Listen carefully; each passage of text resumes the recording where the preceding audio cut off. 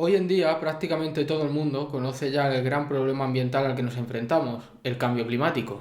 La Tierra ha sufrido variaciones calentándose y enfriándose de una manera natural, pero la acción del hombre ha provocado la emisión de gases de efecto invernadero como el dióxido de carbono y el metano, provocando cambios en el clima que no serían posibles de una forma natural. Pero, ¿y si existe una forma de capturar parte del CO2 de la atmósfera y retenerlo durante mucho tiempo para mitigar así el cambio climático? Pues puede ser, o eso creen o pretenden, al menos, numerosos científicos mediante el uso del biochar. Pero el biochar no es nada nuevo. Cerca del 1880 se descubrieron unas tierras muy oscuras de las antiguas tribus amazónicas de Brasil. Pues estas tierras eran de un color muy oscuro y aparte eran muy fértiles. Estos habitantes del Amazonas eliminaban los residuos orgánicos, entre los que se encontraban restos de vegetales, huesos, estiércol y demás sustancias, acumulándolos y quemándolos posteriormente. Y estos residuos orgánicos, junto con los incendios no intencionados e intencionados para acabar con la vegetación y transformar esas superficies en zonas de cultivos, serían los responsables de originar estas tierras oscuras, o como se conoce hoy en día, biochar. Pero no toda esta materia orgánica se quemó realmente, sino que sufrió una pirólisis.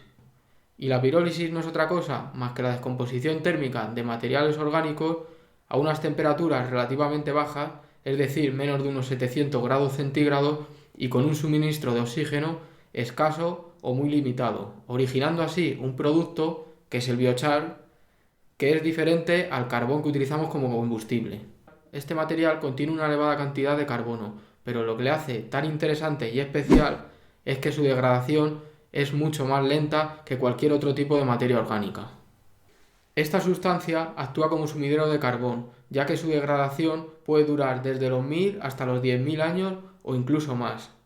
Los árboles, por ejemplo, también actuarían como depósitos o sumideros de carbono, pero claro, la Tierra tiene un espacio limitado, por lo que esto supone un problema. Además, esta sustancia no solo sirve para capturar dióxido de carbono de la atmósfera, sino que puede utilizarse como enmienda, es decir, como si fuese abono para los suelos, otorgando así numerosas ventajas, entre las que se encuentran el aumento de la capacidad de retención de nutrientes del suelo y por tanto se reduce la cantidad de fertilizantes necesarios, el aumento de la permeabilidad al agua, reduciendo así la escorrentía, y por otro lado también aumenta la retención de humedad, la permeabilidad del aire y se reduce la acidez del suelo. Por otra parte, el tipo de características del biochar irá cambiando según el tipo de pirólisis, el tipo de materia orgánica o el rango de temperatura a la que se ha obtenido esta sustancia, pudiendo obtener así diferentes tipos más o menos adecuados para según qué aplicación. Pero ¿cuánto CO2 seríamos capaces de extraer de la atmósfera y retener para mitigar así el cambio climático mediante el biochar? Pues bien, existe un estudio muy interesante, por cierto, que calcula que aproximadamente se podría compensar un 12% de las emisiones antropogénicas actuales de CO2 y de una manera sostenible. Y esto de manera sostenible es muy importante, ya que quiere decir que sería producido mediante cantidades y tipos de biomasa que no pondrían en peligro factores tan importantes como la seguridad alimentaria, el hábitat o la conservación del suelo. De esta forma nos encontramos ante una sustancia muy interesante y prometedora, esperemos que un poco más que las obras arquitectónicas de Santiago Calatrava, ya sea para mitigar el cambio climático o para aportar otras numerosas ventajas a los suelos. Por si algo no ha quedado demasiado claro, a modo de resumen podríamos decir que las acciones del hombre están provocando un aumento de los gases de efecto invernadero entre los que se encuentra el CO2.